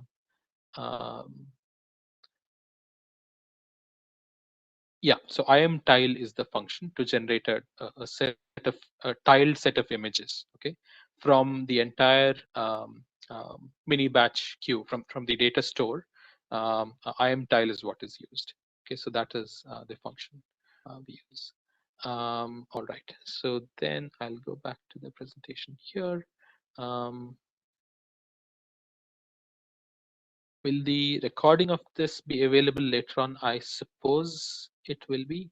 I'm not entirely sure about that. I'm sure the hosts, Professor, would be able to answer that question. If I develop a custom network for my custom data set, train it and save it, and then again reload it and retrain it, does this fall into transfer learning? This is a good question. It's not a silly question at all. It does not come under transfer learning. Transfer learning, by definition, has to transfer from one data set or domain to another. Okay. What you are doing is simply retraining on the same data set, right? Or maybe a slightly larger data set, but for the same kind of problem, right? Transfer learning is where you start from scratch, but train a network for a particular problem, right? That's what AlexNet or VGG or GooglyNet did for the ImageNet dataset. Okay, um, thereon, if you train using those weights itself for a new problem, that is what is called transfer learning, right? So what you're describing is not transfer learning. So hopefully that makes sense. How not to randomize the weights? Yeah. So right. So there are, and I can go back to our documentation and try to show you here. The convolution 2D layer here, right? There are ways you can initialize the weights in this section here, parameters and initialization, right? So there are several ways to initialize weights for a particular layer, okay? There are well-known methods called GLORO and he initialization. There's another one called Xavier, which was, I think, yeah, the same as GLORO, right? You can initialize to all zeros and all ones. This is one way to not randomize it, right? The similar kind of parameters are available for other types of layers as well. So you can set it up that way. This is one way. You could, I think we disallow you from manually setting weights for a layer, right? So that is disallowed for a reason that you should not modify it accidentally, right? So the right way to initialize weights and biases are through these input parameters. So hopefully that makes sense. I tried reloading a net loads its trained weights too. Yes. So if you save a trained network as in a .mat file and you reload it, it'll reload the weights too. It'll save the weights as well. This is when you initialize it, right? When you create the layer for the first time, that is when you do this, right? It doesn't always have to go through this if it's already trained. Okay. If any of this is confusing, I think we should talk in more detail on a separate one-on-one call, and I'll be happy to set that up with those of you who are confused. All right. Yes, so there is this right, maximizing log likelihood is equivalent to minimizing negative log likelihood. So that's why it's negative. Exactly, right? So there's more details in our documentation pages I can share with you later on. Okay, there are a few more questions, but in the interest of time, let me just quickly go over the interpretation bit, which I promised to show. And then if there's time, I'm happy to stay around for a little longer as well.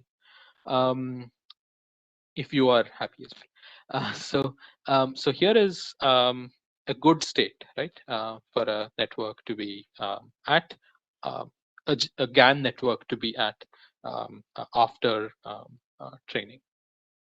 Okay, I'll quickly go over some final notes on interpretation. I think this is very exciting and very important to think about.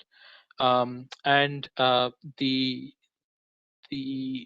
point I'm trying to make here, and this hopefully helps in understanding what transfer learning is all about, right? So what is inside a network, right? So now this is not specific to GANs, this is to any network, right? So if you have uh, a classification network like this, right, where at the input you have an image, and then at the output you have the categories that it tells you, right, or that you're training that you've trained it for, right. There are several convolution ReLU pooling layers in between, right? That's why it's called a deep network, right? Because there are many layers in between, and then finally there are dense or fully connected layers at the end, right? Um, what we can do, like someone mentioned earlier, was you can try to visualize the filter weights, right, of each of these convolution layers as you go deeper and deeper into this network, right? And what you'll typically find is the filters in the beginning learn low level features, right? Very simple patterns, and as you go deeper and deeper, you learn more and more complex patterns, right? So this is in fact kind of explains how by making your network deeper and deeper, uh, you can learn more and more complex patterns, right? And that is how you can get better classification accuracy, right? Because these numbers or these weights are learned based on the data, right? And so the longer or the deeper your network is and the longer you train, the more opportunity you give for these patterns to um, converge or to get to a point where they can discriminate or um, really make good understanding of what the inputs are, and hence come up with a reasonable classification, right? So when you do transfer learning, this is an aside, um, you're making use of these already learned features, right? You're not discarding them, and that is where you're maintaining the weights, right? You're only changing the final classification bit, right? And by starting out from a point where you've already learned some good features for a certain type of for a certain set of classes, you can learn much faster, right? You can it's like standing on the shoulders of giants, right? It's you're already in a good place. You're getting slightly better by doing transfer learning, right? That's the whole idea behind transfer learning. But hopefully this is clear here as to what is happening inside a network, right? It's learning patterns like this, more and more complex patterns as you go deeper. Deeper meaning away from the input, right? Um, so what you can also do is you can visualize these filters and its activations, right? So this is also something that came up earlier, and through a method called deep dream image, you can kind of visualize what kind of inputs um, activate the certain categories of outputs the most, right? I'll say that again. Um, this deep dream visualization is for a particular category of output. Let's say car, or let's say bird, right? You can visualize what kind of features or input um, is it learning in some way, right? What kind of patterns is it learning? Um, and so, class activation maps is another way to visualize what part of the image is important for making that classification, right? And here's the paper. It's a fairly old paper now, which talks about that as well. So deep dream kind of looks like this, right? So we have a function already, and I can, you can check the example here. Uh, what does this look like? These look like heads of hens, right? And so I believe the AlexNet network looks at these kinds of patterns to make the classification that the input is a picture of hen, right? So you can visualize things this way to understand what's happening inside your network. Okay. Um, AlexNet again, for example, for Arctic fox, it will learn patterns like this, right? For Flamingo, it'll learn patterns like this, right? And so this is how you can sort of try to look deeper into your network itself and make out what kind of things it's learning, um, so that you know it's doing the right thing, right? All of this, by the way, applies to generally any kind of convolutional neural network, because we are depending on the sort of patterns we are looking at. Okay, so this is image specific, by the way.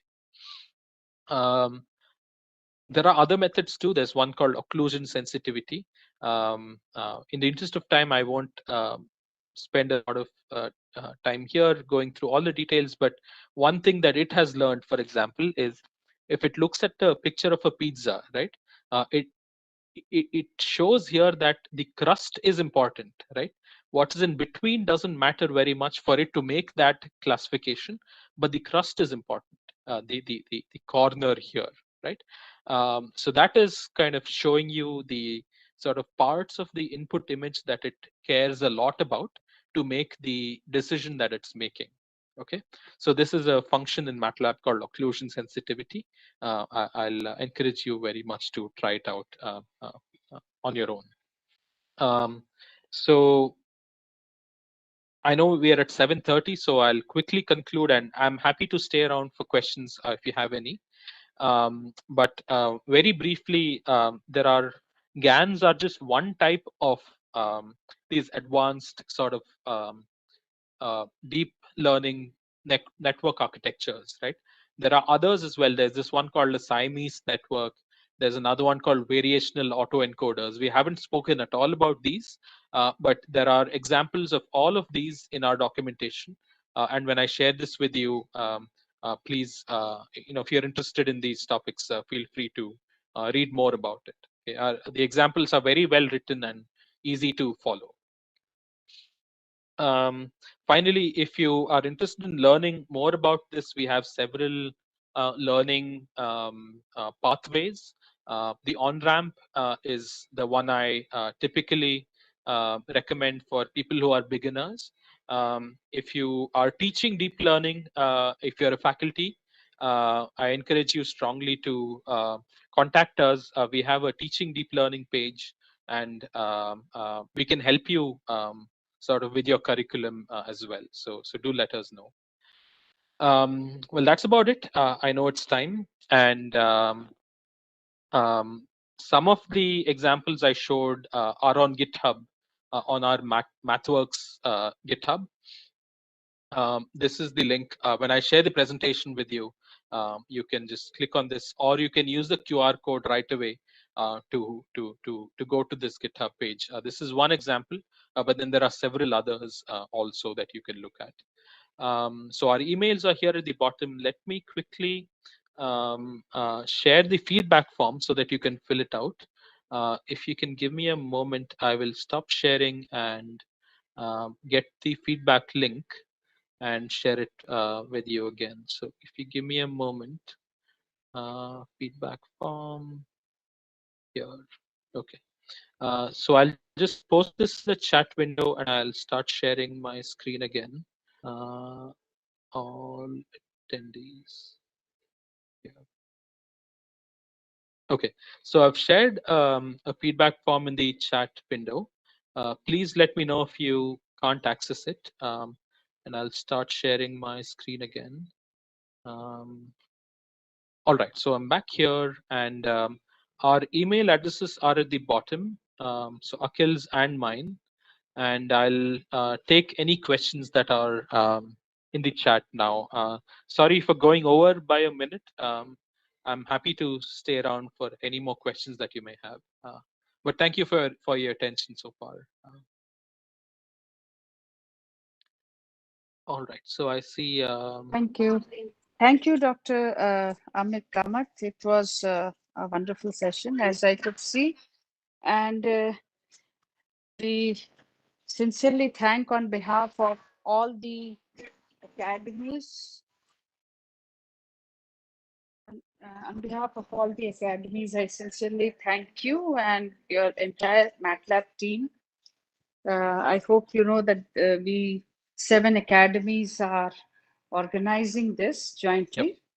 Yep. Yeah, IIT Guwahati, Yes. Kanpur, Roorkee, Yes. MNIT Jaipur, NIT Patna, NIT Warangal, and IIIT BMG Jabalpur.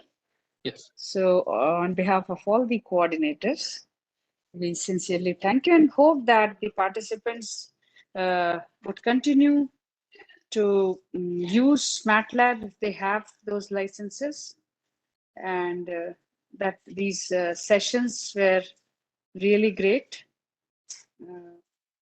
That's all from our side. Dr. Santosh, would you like to say something? Yeah, ma'am. Like I personally to thank this Amit and Akhilji. From yesterday, they are actually sharing much valuable information with our participants. That too, very recent, very important topics they have discussed and described with the MATLAB tools and all. And they have even shown this simulation tools and all through MATLAB. So this is really a great and new experience for all the participants and even for me also. I also really enjoyed. So I personally want to thank again this MATLAB team for accepting our request. Thank you once again. Yeah, dear Amitji, can you please share this Yes. feedback link so that I'll going to share this in Canvas? Yes, absolutely. Thank you for your feedback, professors. I really appreciate your time and efforts organizing this as well. I've shared the feedback form again for all the attendees. Our emails are here at the bottom for those of you who are asking. I can type it in the chat window as well. So this is me. And I'll also type in Akhil's as well.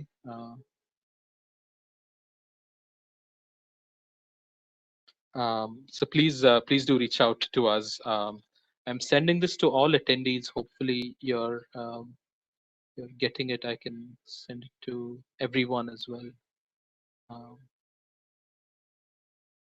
So please do contact us if you have any questions. And if we were not able to answer anything in this short period of time, we are happy to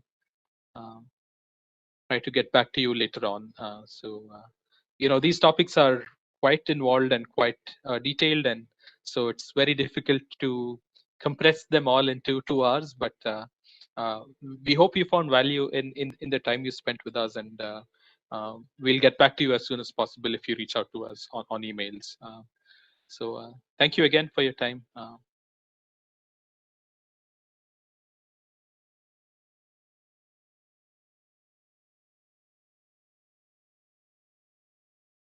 So participants, it's time now for your feedback, and I hope that most of you have been benefited by from the lectures and lab sessions. We have shared all the lectures and lab sessions recording as far as possible, except perhaps a couple of them which were not done because of some technical issues. We have been receiving several requests for day 6 especially, as I wrote also on the WhatsApp, that day 6 recording could not be done due to some reason. Rest of the recordings we have already shared with you, and today's recordings will also be shared with you. And so we would like to hear from you if you have any concerns, except for the test, because we have given a second chance to all the participants for appearing in the quiz 1. Then we also organized quiz 2, but then we found that some of you were saying that even you have not been able to attend quiz 1. So I hope you will understand that it's not possible to make again and again the same quiz available. There has to be some time limit. And for quiz 2 also, the same thing we've received. So it's better that we close at some point of time. So don't worry if we find that you have done well in quiz 1 and you have enough attendance, then we will open quiz 2 also if the reasons are genuine. Okay, so that's all from my side. And anyone else who would like to say something from the panel? Yeah, I forgot to thank Vikas ji and Dhruv ji from Matlab. Actually, I have personally need to thank Vikas ji. While he requested we need support from Matlab, and immediately he accepted, and again they arranged these experts from Matlab. Really, we enjoyed these Matlab sessions like from Amit ji and Akhil ji. So personally, I want to thank Dhruv and Vikas ji as well. Thank you so much. Yeah, using Matlab gives you a hassle-free experience of developing applications, and all the experts have very nicely demonstrated how, starting from the concept, how these can be used, these can be developed using MATLAB. So wonderful sessions. Once again, thanks to all of you.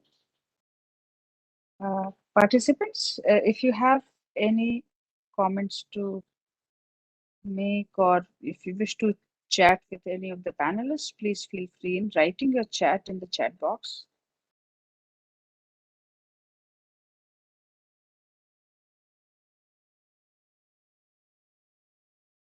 So thank you. We have received some good comments, and we would also like to know, we are organizing another machine learning for computer vision program in the in winter session. So if you have any specific requests to make, we would like to hear from you so that we can orient our machine learning for computer vision program accordingly, right? Surekha Dhole is asking, all materials will be available on Canvas forever. Ma'am, well, for 1 week, these materials will be available. Then we will free the, because I have been using it for quite some time, and there is a space limitation. So we have to keep the space free. So please keep it for 1 week. We'll keep it for 1 week. Please feel free in downloading the material. Thank you.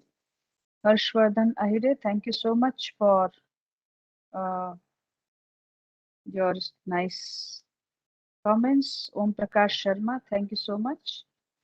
Vishwajit Rajput, I have appeared for quiz from desktop, but when logging from mobile, it showed you didn't appear. What to do? Because you logged in from a different account. So perhaps you have logged in from 2 accounts. So this could be the reason. By what time we'll get the certificates? Well, good question. It checking the attendance records, and also checking the those records of your test 1, test 2, and we keep receiving multiple requests of organizing the tests again. So it takes some time. So at least it takes 15 days.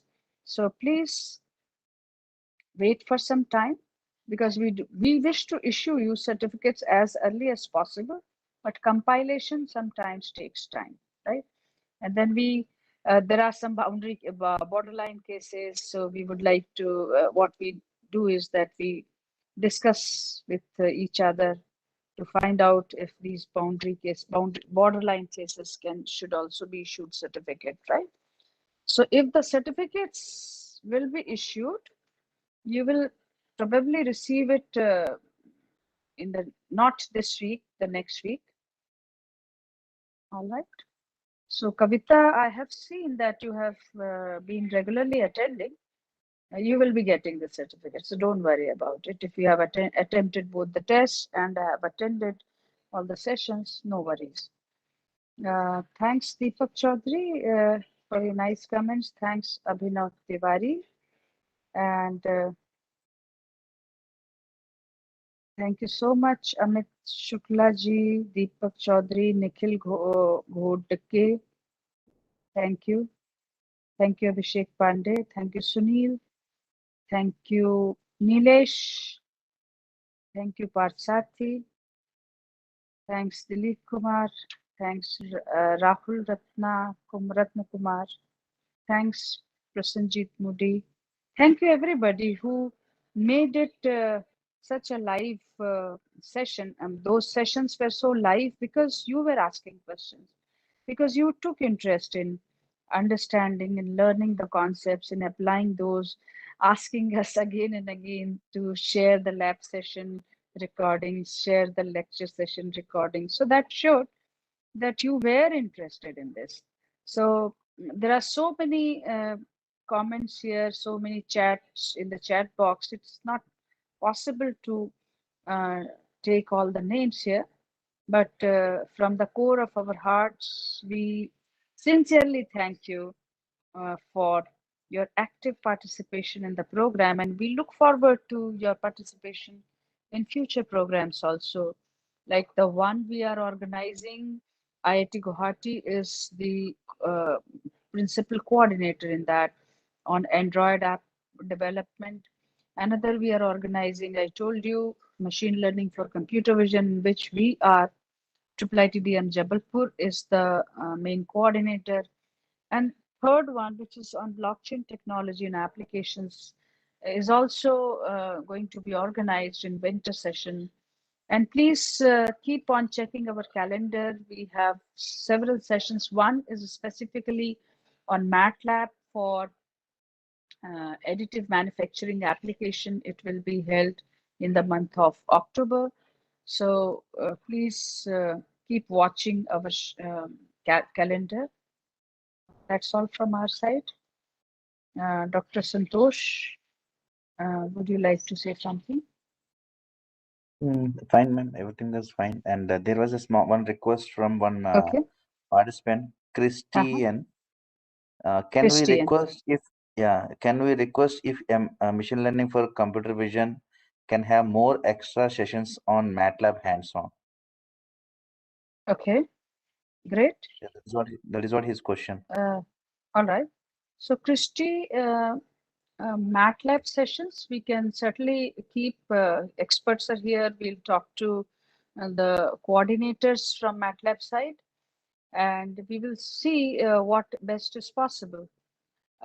Those who are from computer science background mostly prefer PyTorch and programming in using open source. MATLAB is a proprietary software, so that's the reason we keep some sessions on PyTorch. Using for development of application using PyTorch. Next time we are planning for using PyTorch in place of Keras and Python and TensorFlow. Definitely TensorFlow and this TensorFlow is a backend library that is used But I would like to tell you that next time we'll be focusing more on development using PyTorch plus Matlab if we are able to arrange that.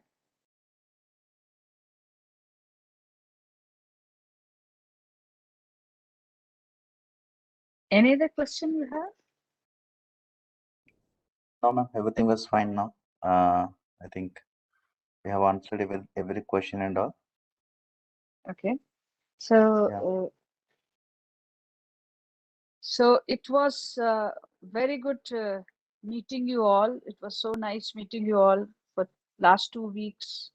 We have been in touch, and now once you receive the certificate, you become an alumnus of EICT academies, and we hope that you will also be helping us raising, I mean, number of participants in our next course, and will also be helping us in circulating the information so that the information reaches more and more people. Regarding course material, lecture notes, and anything else that you want, you can keep asking us for next 1 week if you have any questions. And if you have any doubts, any suggestions you want, please feel free in writing to us through our, you can contact us through mails. We would try our best to resolve your queries and answer questions, help you in your research program. That's all from our side. Thanks to all the coordinators. Thanks to the chief investigators of all the academies, and thanks to all the participants. Shall we close the session now? Yes, ma'am. Sure. Thanks once again. Thank you. Thanks, everyone. Okay. Thank you, ma'am.